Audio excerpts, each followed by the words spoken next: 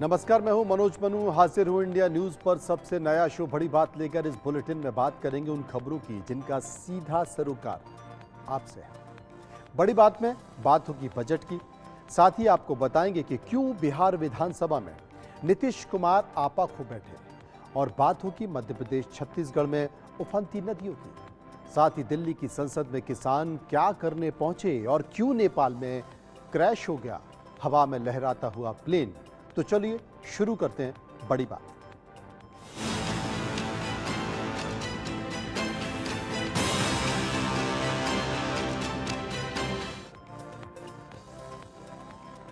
बड़ी बात बिहार विधानसभा की। बिहार विधानसभा के मानसून सत्र में आज कार्रवाई शुरू होते ही आरजेडी, कांग्रेस समेत अन्य विपक्षी विधायकों ने जोरदार हंगामा किया। विपक्ष सदस्यों के हंगामे को देखकर मुख्यमंत्री नीतीश कुमार नाराज दिखे। सदन में आरजेडी की एक महिला विधायक पर भड़कते हुए मुख्यमंत्री नीतीश कुमार ने कहा, अरे महिला हो तो कुछ जानती भी हो। मसौड़ी की आरजेडी विधायक रेखा देवी को सख्त नसीहत देते हुए मुख्यमंत्री नीतीश कुमार ने कहा, कहां से आ जाते हैं, कुछ लोगों ने कुछ किया भी है। इन लोगों ने 2005 के बाद महिला को हमने आगे बढ़ाया। दरअसल आरक्षण को संविधान की 9वीं अनुसूची में शामिल करने की मांग को लेकर विपक्षी सदस्य बेल में पहुंच गए और बेल में पहुंचकर हंगामा करने लगे। इसी कारण नीतीश कुमार नाराज हो गए। बिहार के मुख्यमंत्री के इस तरह महिला विधायक पर भड़कने पर विपक्ष ने माफी की मांग कर दी है। रेखा देवी ने कहा है कि वो हम सभी के सीएम हैं, लेकिन उन्हें बोलने का तरीका आना चाहिए। उनका तरीका गलत है। आप महिला के बारे में बात कर रहे हैं। रेखा देवी ने कहा कि बिहार में महिलाएं भी सुरक्षित नहीं है। नीतीश बाबू ये भूल जाते हैं।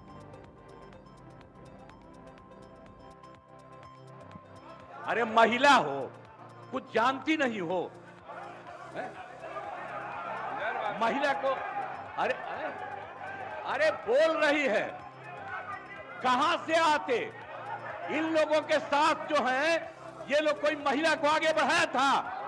अरे हम 5 के बाद न महिला को बढ़ाए हैं, बोल रही हो। इसीलिए हम कह रहे हैं चुपचाप सुनो। अरे ऐसे ही बोल रहे। अरे क्या हुआ, सुनोगे नहीं? हम तो सुनाएंगे, और अगर आप नहीं सुनिएगा तो आपकी गलती है।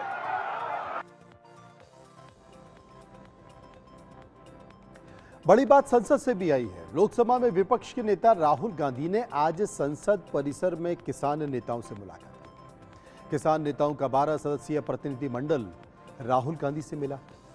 किसानों से मुलाकात के बाद राहुल गांधी ने कहा कि कांग्रेस ने अपने मैनिफेस्टो में एमएसपी की कानूनी गारंटी देने की बात कही थी। हमने आकलन किया है और एमएसपी की गारंटी दी जा सकती है। बैठक के बाद राहुल ने कहा कि इंडिया गठबंधन के नेताओं से चर्चा के बाद सरकार पर एमएसपी की कानूनी गारंटी का दबाव बनाया जाएगा।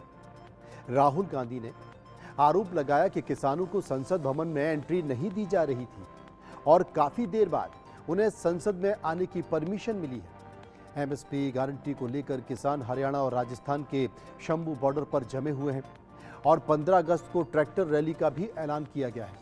किसानों की मांग है कि एमएसपी की गारंटी के साथ ही कर्ज माफी हो, फसल बीमा और किसानों को पेंशन भी दी जाए। साथ ही बिजली का निजीकरण भी वापस लेने की मांग किसान लंबे समय से कर रहे हैं, लेकिन उनकी बात कोई सुनने को तैयार नहीं है। इसलिए किसान धमकी दे रहे हैं कि अब हम दिल्ली में जाकर अपनी बात मनवाएंगे। देखिए, हमारे मैनिफेस्टो में एमएसपी विद लीगल गारंटी लिखा है। हमने पूरा उसका असेसमेंट किया है, वो किया जा सकता है। अभी मीटिंग में हमने ये डिसाइड किया कि जो इंडिया गठबंधन के बाकी लीडर्स हैं उनसे हम ये डिस्कशन करेंगे और फिर सरकार पर दबाव डालने की कोशिश करेंगे कि legal guarantee, MSP legal guarantee Hindustan के किसानों को मिले। अब वो चर्चा चल रही है, वो उसके बारे में हम इंटरनली डिस्कस करके वो करेंगे। धन्यवाद। Thank you.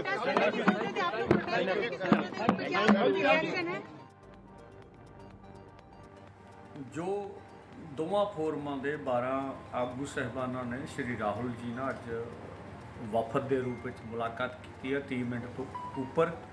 ਉਹਦੇ ਵਿੱਚ ਅਸੀਂ MSP ਲੀਗਲ ਗਰੰਟੀ ਕਾਨੂੰਨ ਦਾ ਮੁੱਦਾ ਪੂਰੇ ਵਿਸਥਾਰ ਨਾਲ ਉਹਨਾਂ ਸਾਹਮਣੇ ਰੱਖਿਆ। ਆ ਜੋ 13 ਫਰਵਰੀ ਨੂੰ ਸਾਨੂੰ ਰੋਕ ਕੇ ਹਰਿਆਣਾ ਦੇ ਬਾਰਡਰਾਂ ਦੇ ਉੱਤੇ ਜਿਹੜੇ ਜ਼ੁਲਮ ਕੀਤੇ ਹੈਗੇ ਆ, ਉਹ ਗੱਲ ਵੀ ਸਾਹਮਣੇ ਰੱਖੀ ਆ। ਜਿਵੇਂ ਇੱਕ ਕਿਸਾਨ ਨੂੰ ਸ਼ਹੀਦ ਕੀਤਾ, 433 ਜ਼ਖਮੀ ਕੀਤੇ, ਜ਼ਹਿਰੀ ਗੈਸਾਂ ਦਾ ਵਰਤੋਂ ਕੀਤੀ ਹੈ। ਜਿਹੜੇ ਹੁਣ ਗਲੈਂਟਰੀ ਅਵਾਰਡ ਆ, ਜਿਹੜੇ ਹਰਿਆਣਾ ਦੇ 6 IPS ਜਾਂ HPPS ਅਧਿਕਾਰੀਆਂ ਨੂੰ ਸਨਮਾਨ ਕਰਨ ਦੀ ਗੱਲ ਹੈਗੀ ਆ, ਉਹ ਵੀ ਉਹਨਾਂ ਦੇ ਸਾਹਮਣੇ ਰੱਖੀ ਹੈਗੀ ਆ। ਉਹਨਾਂ ਨੇ ਆਸ਼ਵਾਸਨ ਦਿੱਤਾ ਵੀ ਕਾਂਗਰਸ ਪਾਰਟੀ ਅਤੇ ਇੰਡੀਆ ਗਠਜੋੜ ਇਹਨਾਂ ਮੁੱਦਿਆਂ ਨੂੰ ਦੇਸ਼ ਦੀ ਪਾਰਲੀਮੈਂਟ ਜ਼ੋਰ ਸ਼ੋਰ ਨਾਲ ਚੱਕੂਗਾ ਔਰ ਐਤਕੀ ਸੈਸ਼ਨ ਦੇ ਵਿੱਚ ਵੀ ਗੱਲ ਕਰਾਂਗੇ ਅਸੀਂ।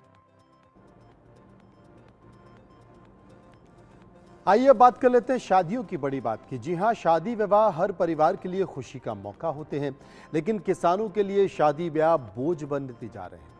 समाज में शादी होने पर महंगे खर्च किसान वहन नहीं कर पा रहे हैं। शादी की दावत, महंगे कपड़े, सोने चांदी के गहने जैसी चीज़ें भारत में शादी को बेहद महंगा अवसर बना देती हैं। छोटे किसान अक्सर सामाजिक दबाव में आकर अपनी क्षमता से ज़्यादा कर्ज ले लेते हैं और फिर ज़िंदगी भर परेशान रहते हैं। 2019 में हुआ NSS का एक सर्वे इस पर विस्तार से बात करता है। इस सर्वे के मुताबिक शादी किसानों के लिए किसी आफत से कम नहीं होती है। इस सर्वे के मुताबिक भारत में 50% से ज़्यादा किसानों पर कर्ज है। खेती बाड़ी से जुड़े हर परिवार पर औसतन 74,121 रुपए का कर्ज है। आंकड़े गवाही देते हैं कि ग्रामीण भारत में कर्ज एक बहुत बड़ी समस्या बनता जा रहा है। आंध्र प्रदेश के ग्राफिक के जरिए आपको समझाते हैं तो शायद ज़्यादा बेहतर तरीके से आप समझ पाएंगे कि आंध्र प्रदेश में मेरे सामने ये आंकड़े हैं, वो आपको राज्य भर स्थिति में बताएंगे कि आखिर शादियों में किस तरीके से लोग कर्ज लेते हैं और कैसे वो उनके लिए एक परेशानी बन जाता है। आंध्र प्रदेश का मैं जिक्र कर रहा था। आंध्र प्रदेश के 93.2% किसान कर्ज में डूबे हुए हैं और यहाँ हर परिवार पर औसतन 2,45,554 रुपए कर्ज है।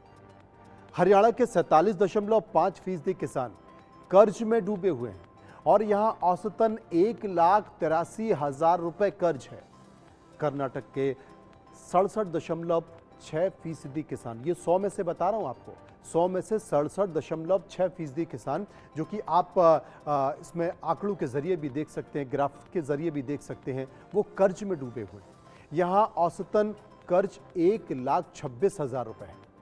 केरल की अगर बात करें तो केरल में 70% किसान कर्ज में डूबे हुए हैं और यहाँ औसत कर्ज 2,43,000 रुपए, जबकि पंजाब के 54% किसान कर्ज में हैं और इस प्रदेश में औसत कर्ज 2,03,000 रुपए है। ये आम ज़रूरतों को पूरा करने या फिर फसलों को उगाने के लिए, जी हाँ, फसलों को उगाने के लिए जो कर्ज लिया गया उसकी बात थी। शादियों के लिए कर्ज का आंकड़ा भी कम डराने वाला नहीं है। जिन किसानों के पास बेहद छोटी ज़मीन है, उनका शादी के लिए कर्ज लिए जाने का हिस्सा करीब 13% है। ये आंकड़ा बताता है कि गरीब किसान को भी समाज को ध्यान में रखकर ज़रूरत से ज़्यादा खर्च करना पड़ता है, क्योंकि वो प्रतिष्ठा का प्रश्न होता है, प्रतिष्ठा का सवाल बना लिया जाता है शादी को। आंकड़े बताते हैं शादियों के आंकड़े बताते हैं, ग्राफिक के जरिए आप समझ पाएंगे तो शायद बेहतर समझ पाएंगे कि आखिर शादियों के आंकड़े क्या हैं। आंकड़े बताते हैं कि शादी समारोह में लिए जो कुल कर्ज है देश भर में लिया गया उसका 10.2% है बिहार के किसानों ने जो कर्ज लिया, जबकि झारखंड के किसानों ने शादी के लिए जो कुल कर्ज का 20.8% कर्ज लिया। मणिपुर में किसानों ने देश में शादी के लिए कुल कर्ज का 17% कर्ज लिया, जबकि उत्तर प्रदेश में शादी समारोह के लिए जो कर्ज लिया गया उसका 10.7% हिस्सा कर्ज लिया गया। ये रिसर्च ये भी बताती है कि जिन किसानों के पास ज़मीन जितनी ज़्यादा है, कर्ज उतना ही कम है। किसानों ने देश भर में जो कुल कर्ज लिया है उसका 26% हिस्सा तो घर की ज़रूरतें पूरा करने के लिए लिया। इन आंकड़ों से आप देश में किसानों की हालत का अंदाज़ा लगा सकते हैं। इसलिए बार बार, जैसा कि मैंने पहले बताया, कि किसान MSP की गारंटी का जिक्र कर रहे हैं, तमाम राजनीतिक पार्टियां इस बात का जिक्र तो करती हैं कि खेती को हम फायदे का धंधा बनाएंगे, लेकिन खेती आज तक फायदे का धंधा बन नहीं पाई है और किसान कर्ज पर कर्ज लेता जा रहा है और अंततः उसके पास जो मुट्ठी भर जमीन होती है वो जमीन भी डूब जाती है।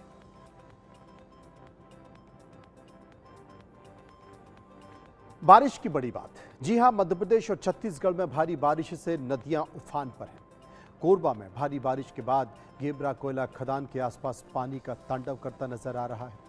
मूसलाधार बारिश के बाद बारिश का पानी खदान के अंदर भी दाखिल हो गया है। खदान के आसपास खड़े वाहन भी पानी में डूब गए हैं। वहीं मध्य प्रदेश के कटनी में 24 घंटे से हो रही मूसलाधार बारिश के बाद निचले इलाके में 6 गांव के लोगों को सुरक्षित स्थान पर ले जाने के लिए कहा है। ढीमरखेड़ा इलाके में हालत लगातार बिगड़ते जा रहे हैं। प्रशासन ग्रामीणों को रेस्क्यू कर रहा है और उनके खाने पीने का भी बंदोबस्त कर रहा है। बेलकुंड नदी में बाढ़ की स्थिति बनी हुई है और पुल के ऊपर से पानी बह रहा है। इधर छत्तीसगढ़ के दुर्ग में भारी बारिश के बाद शिवनाथ नदी खतरे के निशान से ऊपर बह रही है। जिला प्रशासन और दुर्ग नगर निगम के साथ ही एसडीआरएफ की टीमें राहत और बचाव कार्य में लगी हैं। राजनांदगांव के मोगरा बैराज में 80,000 क्यूसेक पानी छोड़े जाने के बाद हालत तेजी से बिगड़ रहे हैं और कई गांवों का संपर्क भी कट गया है।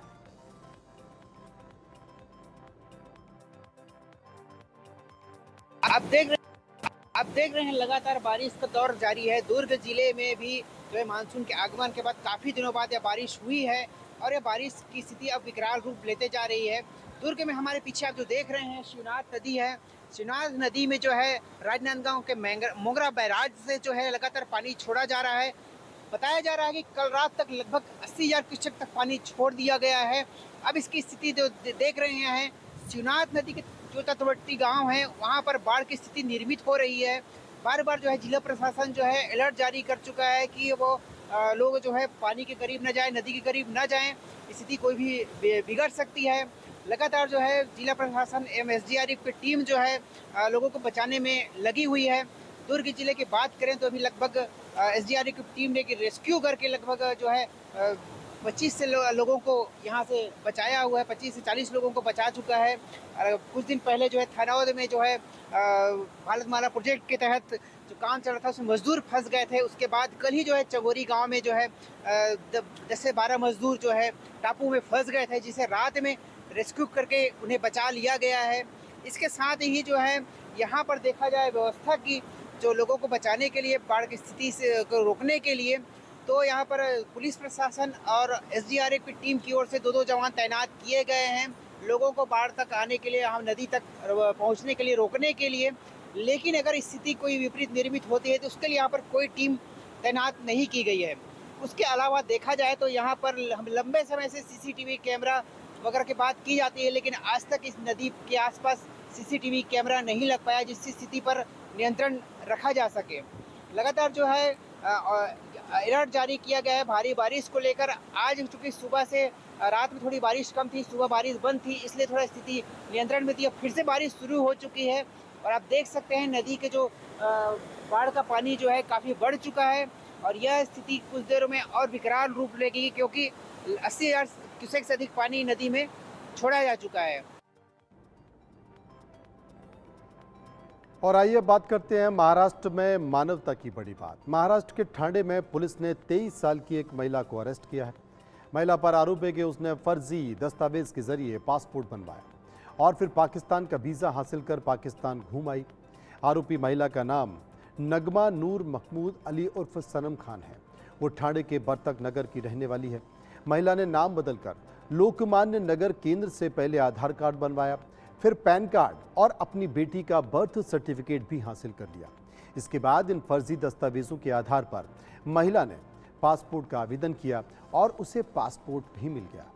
इस पासपोर्ट को लेकर महिला ने पाकिस्तानी एम्बेसी से पाकिस्तान का वीज़ा भी आसानी से हासिल कर लिया। महिला के वापस ठाणे आने के बाद उसके खिलाफ केस दर्ज किया गया। महिला पर नकली दस्तावेजों के आधार पर पासपोर्ट बनवाने का आरोप है। महिला की मदद करने वाले अज्ञात शख्स के खिलाफ भी केस दर्ज किया गया है। इस पूरी प्रक्रिया में महिला को 1 साल का वक्त लगा, लेकिन एजेंसियों को इसकी भनक तक नहीं लगी। बताया जाता है कि महिला की दोस्ती इंटरनेट के जरिए पाकिस्तानी शख्स से हुई और अपने प्रेमी से मिलने के लिए ही महिला ने फर्जी पासपोर्ट बनवाकर वीज़ा भी हासिल कर लिया। पाकिस्तान की लंबी यात्रा भी की। हालांकि ये जानकारी नहीं मिल पाई है कि महिला ने पाकिस्तान में प्रेमी से निकाह किया या फिर नहीं। फिलहाल पुलिस महिला से पूछताछ कर रही है और ये जानने की कोशिश कर रही है कि नकली दस्तावेज बनवाने में कुल कितने लोग शामिल थे।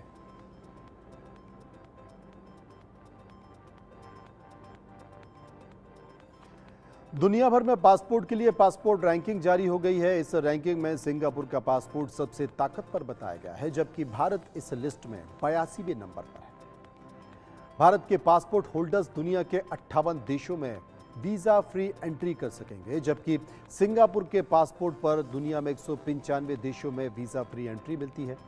दूसरे स्थान पर जापान, इटली, स्पेन, जर्मनी और फ्रांस का पासपोर्ट है और इन देशों के पासपोर्ट के साथ कोई व्यक्ति 192 देशों में वीजा फ्री एंट्री कर सकता है। ऑस्ट्रिया, आयरलैंड, नीदरलैंड और साउथ कोरिया के पासपोर्ट तीसरे नंबर पर आते हैं और इन देशों के पासपोर्ट वाले 191 देशों में बिना रोक टोक आ जा सकते हैं। पाकिस्तान की पासपोर्ट रैंकिंग 100 है और पाकिस्तानी पासपोर्ट धारक दुनिया के 33 देशों में बिना वीजा के आ जा सकते हैं। इस लिस्ट में यूक्रेन के पासपोर्ट को 30वें पायदान पर रखा गया है और पासपोर्ट के साथ दुनिया के 148 देशों में बिना वीजा से आया जा सकता है। दुनिया का सबसे कमजोर पासपोर्ट अफगानिस्तान का है। अफगानिस्तानी पासपोर्ट पर सिर्फ 26 देशों में ही वीजा फ्री यात्रा की इजाजत दी गई है। हर साल 2 बार पासपोर्ट रैंकिंग जारी होती है और इसका मुख्य आधार वीजा फ्री देशों में एंट्री को माना जाता है। वीजा पॉलिसी में बदलाव होने का असर पासपोर्ट की रैंकिंग पर भी पड़ता है और इस रैंकिंग के बारे में विस्तार से हमने आपको बताया।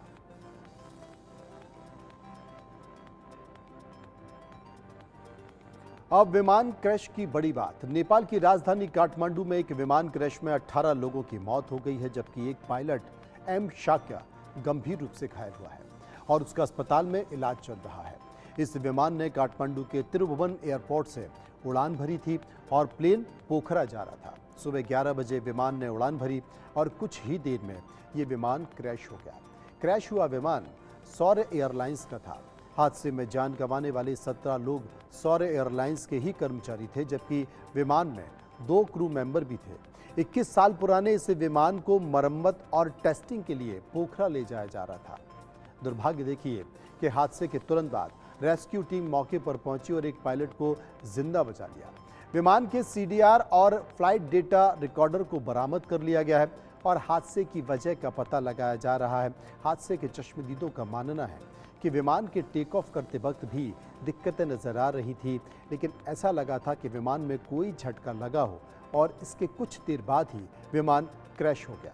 विमान रनवे के दक्षिण छोर से टेक ऑफ कर रहा था। अचानक झटके के बाद विमान में आग लगी और ये विमान रनवे के पूर्वी हिस्से में बुद्धा एयर हैंगर और रडार स्टेशन के बीच गड्ढे में गिर गया। हादसे में मारे गए सौर्य एयरलाइंस के सभी कर्मचारी इंजीनियर्स और मेंटेनेंस स्टाफ थे, जो कि मेंटेनेंस करने के लिए ही जा रहे थे। सौर्य एयरलाइंस नेपाल में 5 जगहों के लिए विमान संचालित करती है।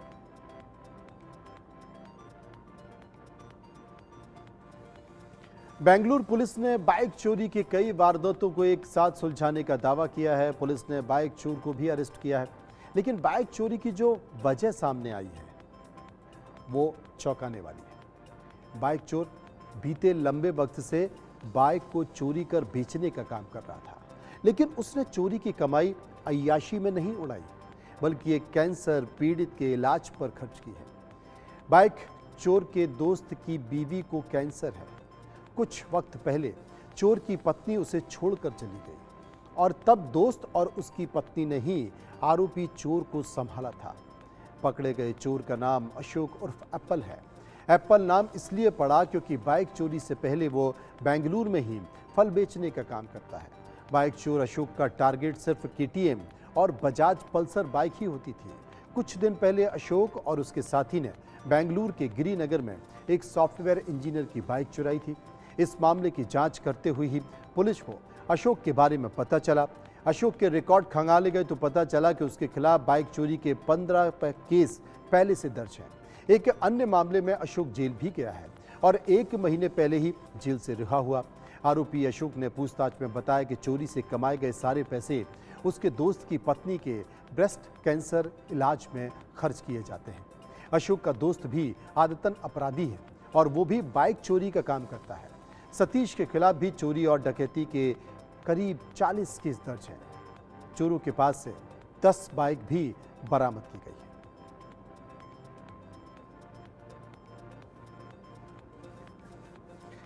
आज के वक्त में शादी सिर्फ कुंडली में गुण और नाड़ी मिलान तक ही सीमित नहीं रह गई, लेकिन बदलते दौर में जैसे जैसे मेडिकल साइंस तरक्की कर रहा है, वैसे वैसे शादी से पहले ब्लड टेस्ट की भी बात शुरू हो गई है।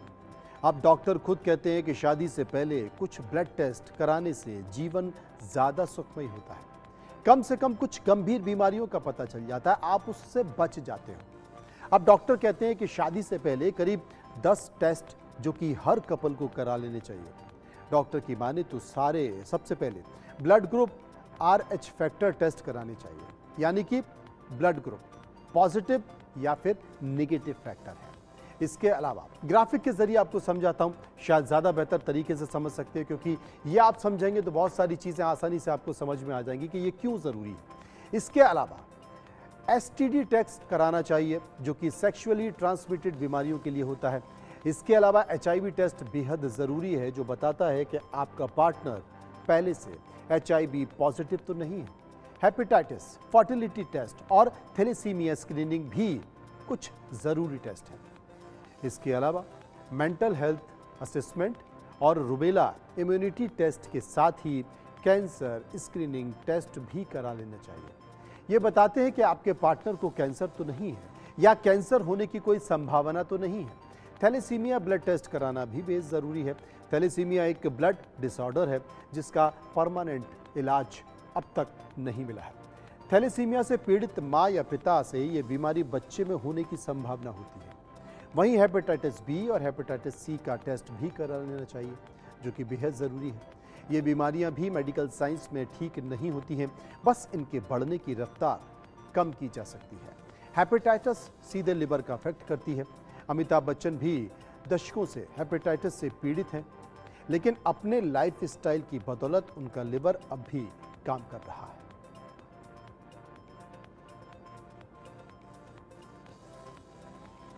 और अब बड़ी बात नींद को लेकर, जी हां, जो कि बेहद जरूरी है। भागदौड़ भरी जिंदगी में ज्यादातर लोग कहते हैं कि नींद पूरी नहीं हो पाती है। लाइफ स्टाइल के बदलाव के साथ ही सोने और जागने का समय फिक्स नहीं है। खाना खाने का समय फिक्स नहीं हो पाता है।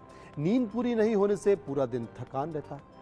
यहां तक कि ऑफिस में बैठकर भी झपकियां आती रहती हैं। अब सवाल यह है कि इंसान को फिट और फाइन रहने के लिए कितनी नींद लेनी चाहिए। दरअसल डॉक्टर हर उम्र के लोगों के लिए अलग अलग नींद के घंटों की बात करते हैं। अगर डॉक्टरों की माने तो 65 साल से ज़्यादा उम्र के बुजुर्गों को 7 से 8 घंटे नींद लेनी चाहिए, जबकि 26 साल से 64 साल के लोगों को 8 से 9 घंटे नींद लेनी चाहिए।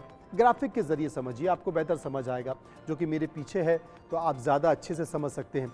वहीं 18 साल से 25 साल तक के उम्र के लोगों को 7 घंटे से 8 घंटे तक नींद लेनी चाहिए। 14 साल से 17 साल तक के लोगों को 9 से 10 घंटे सोना चाहिए, जबकि 6 साल से 13 साल तक के बच्चों को 9 से 11 घंटे की नींद लेनी चाहिए।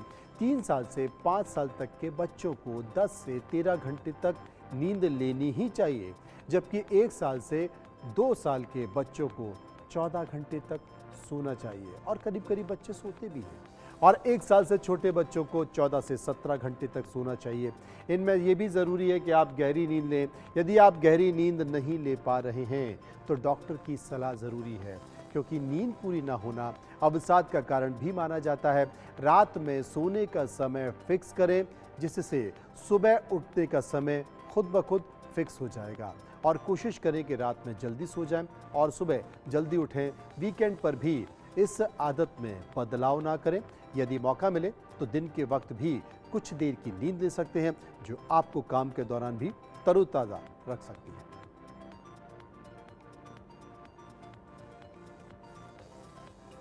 देश में प्रतियोगी परीक्षा का हाल क्या है, इसका सबसे अच्छा उदाहरण उत्तर प्रदेश में साल 2018 में आया। ग्राम पंचायत के अधिकारी की पद हुई और वहां पर नौकरियां निकली। ग्राम विकास अधिकारी, जी हां, ग्राम विकास अधिकारी और समाज कल्याण पर्यवेक्षक के पदों की हुई परीक्षा और इस परीक्षा में बैठे अभ्यर्थी अब भी रिजल्ट की प्रतीक्षा कर रहे हैं। 2018 में इस परीक्षा को आयोजित किया गया और फिर कुछ गड़बड़ियों के कारण परीक्षा रद्द कर दी गई। इसके बाद सालों लंबे इंतजार के बाद 2023 के जून महीने में परीक्षा दोबारा से आयोजित की गई, लेकिन 1 साल से भी ज्यादा का वक्त निकल गया। परीक्षा का रिजल्ट अब तक नहीं आ पाया। अब परीक्षा आयोजित कराने वाला Uttar Pradesh subordinate service selection commission कह रहा है कि डॉक्यूमेंट वेरिफिकेशन हो चुका है, रिजल्ट बनाया जा रहा है, अगस्त महीने में नतीजा घोषित कर दिया जाएगा और नतीजों के साथ ही अभ्यर्थियों को नियुक्ति पत्र भी दे दिए जाएंगे। दरअसल परीक्षा में गड़बड़ी की शिकायत के बाद मामला एसआईटी को सौंप दिया गया। एसआईटी की रिपोर्ट के आधार पर परीक्षा आयोजित कराने वाली संस्था टीसीएस को ब्लैकलिस्ट कर दिया गया। अब मामला अब भी हाईकोर्ट में चल रहा है, लेकिन इन गड़बड़ियों के बीच सच ये है कि 6 साल बीतने के बाद भी 1953 अभ्यर्थियों को नौकरी नहीं मिल पाई है। ये भी समझ लीजिए और ये भी समझ से परे है कि 1 साल पहले परीक्षा आयोजित हुई और रिजल्ट अब तक नहीं आ पाया। अब इसे आप क्या कहें?